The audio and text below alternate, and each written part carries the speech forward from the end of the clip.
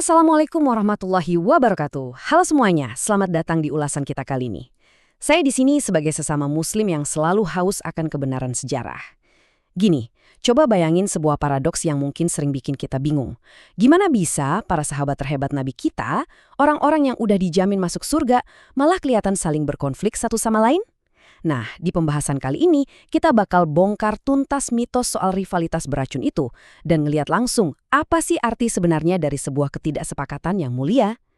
Pertanyaan terbesarnya, dan ini sering banget muter-muter di kepala kita, terutama buat teman-teman Gen Z, gimana ceritanya tokoh-tokoh agung kayak Ali bin Abi Thalib, Siti Aisyah, dan Muawiyah bisa sampai bentrok? Terus, gimana cara kita mencerna sejarah ini? Seringnya kan kita otomatis mikir, paling konfliknya sama kotornya kayak politik toksik zaman now yang sering kita tonton pas lagi nge-scroll HP. Tapi masa iya sih begitu? Jawaban yang bakal kita temuin nanti benar-benar bakal ngerubah cara pandang kalian soal sejarah Islam. Oke, kita masuk ke bagian pertama. Konflik itu bukan berarti kebencian. Buat paham ini, kita harus agak ngeriset mindset kita dulu. Benturan di masa lalu, itu emang perbedaan pendapat yang super tajam. Tapi itu lahir dari ijtihad yang mendalam, bukan dari kebencian personal. Bayangin aja budaya internet kita sekarang. Melelahkan banget kan? Dikit-dikit cancel culture, saling hina, gampang banget ngelabelin orang kafir atau sesat. Toksik parah. Nah, pendekatan para sahabat itu beda jauh, sangat bermartabat. Mereka tetap mengedepankan dialog, melindungi kehormatan satu sama lain, dan ngerawat rasa hormat. Beda level lah pokoknya. Lanjut ke bagian kedua, kehormatan Ali dan Aisyah. Kita ambil contoh spesifik dari Perang Jamah ya. Fakta sejarah sebenarnya meluruskan kalau Ali bin Abi Thalib itu nggak pernah punya niat merangi Ibunda Siti Aisyah. Kekerasan yang pecah itu justru dipicu sama penyusup-penyusup dari pihak ketiga yang emang niatnya mau memecah belah umat. Dan coba perhatiin deh langkah-langkah luar biasa yang diambil Ali setelah perang selesai. Beliau nggak lantas selebrasi atau ngerendahin lawannya. Nggak sama sekali. Beliau justru secara pribadi nyamperin Siti Aisyah, ngucapin salam, dan nenangin beliau. Ali bahkan nyiapin pengawalan super prestigius, VIP banget, dari perempuan-perempuan terhormat Basrah cuma buat nganterin Ibunda Aisyah balik ke Madinah dengan aman. Dan ini ada satu statement dari Ali yang pengen banget saya ajak kalian renungin sebentar. Ali ngasih perintah langsung ke pasukannya, kata beliau, Aisyah itu tetap istri Nabi kalian di dunia dan akhirat. Beliau benar-benar memuliakan Aisyah, nyuruh pasukannya buat memperlakukan Aisyah selayaknya ibu mereka sendiri, dan ngelarang keras segala bentuk cacian. Posisi Siti Aisyah sebagai Ummul Mukminin itu dijaga habis-habisan biar tetap agung dan gak tersentuh. Terus dari sisi Siti Aisyah gimana? Kita bisa ngeliat kejujuran spiritual yang luar biasa di sini. Beliau secara terbuka ngakuin penyesalannya.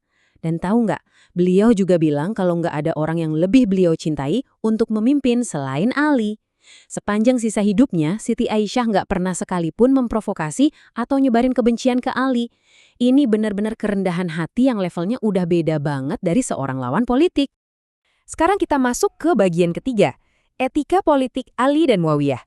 Kalau kita geser ke perseteruan antara Ali dan Muawiyah, ingat ya, ini bukan perebutan kursi kekuasaan yang kotor. Ini tuh benturan prinsip-prinsip yang mendalam. Coba perhatiin etika politik mereka yang benar-benar high class. Ali itu nggak pernah loh ngelabelin faksi Muawiyah sebagai kafir atau fasik. Beliau ngelihat mereka sebagai saudara sesama muslim yang cuma lagi keliru aja dalam berijtihad. Ali juga selalu ngedepanin surat menyurat dan dialog. Dan yang paling bikin salut, beliau sampai negur keras prajuritnya sendiri kalau ada yang ketahuan ngehina pihak Muawiyah. Nah, ini yang bikin merinding. Ada pengakuan langsung dari Muawiyah. Di tengah panasnya konflik, Muawiyah pernah ngomong kalau dia sebenarnya lebih takut kepada Ali daripada ke siapapun. Bayangin, lagi di medan perang, tapi Muawiyah sadar betul sama keutamaan dan tingginya level agama yang dimiliki Ali. Dia bahkan nolak mentah-mentah waktu orang-orang terdekatnya nyoba ngutuk nama Ali di depannya. Respeknya itu loh, tetap ada. Masuk ke bagian keempat, teladan dalam saling menghormati. Inti dari kebenaran sejarah ini tuh simpel. Tokoh-tokoh raksasa ini nggak pernah kehilangan rasa hormat satu sama lain. Mereka tetap patuh sama perintah Rasulullah buat nggak mencaci maki sesama sahabat. Penyakit hati itu bener-bener udah bersih dari dada mereka. Nggak ada tuh yang namanya dendam kesumat. Mereka justru cepat banget kalau urusan nyari perdamaian. Ini beda banget sama kelompok ekstremis kayak Khawarij yang malah bikin narasi berdarah kemana-mana. Lanjut ke bagian kelima, kerangka sejarah Ahlus Sunnah. Terus, gimana dong cara kita yang hidup di zaman sekarang memproses semua fakta ini? Nah, disinilah kita butuh banget yang namanya kerangka sejarah Ahlussunnah. Ibnu Taimiyah punya rumusan yang pas banget buat ini. Beliau jelasin kalau tindakan para sahabat itu murni dorongan ijtihad atau pencapaian kebenaran yang tulus. Kalaupun ijtihad itu salah, itu nggak dihitung dosa besar. Apalagi sampai bikin keluar dari Islam, nggak gitu konsepnya.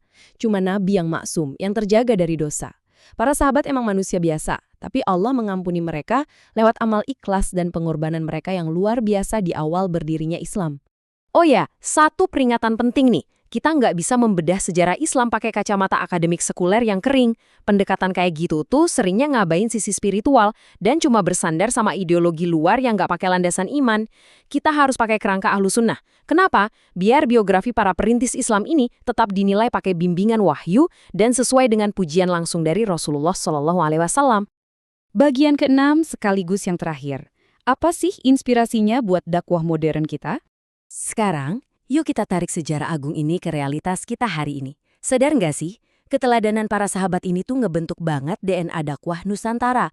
Terutama buat kita-kita yang Gen Z di era digital ini. Esensi dakwah kita di Nusantara, kayak toleransi, nolak keras ekstremisme, dan komitmen buat ngejaga ukhuwah, itu semua warisan langsung dari pengendalian diri yang ditunjukin sama Ali, Aisyah, dan Muawiyah. Jadi yang kita warisi itu kebesaran hati mereka, bukan narasi permusuhannya. Dan ini bawa kita ke satu kesimpulan sekaligus tantangan buat kalian semua.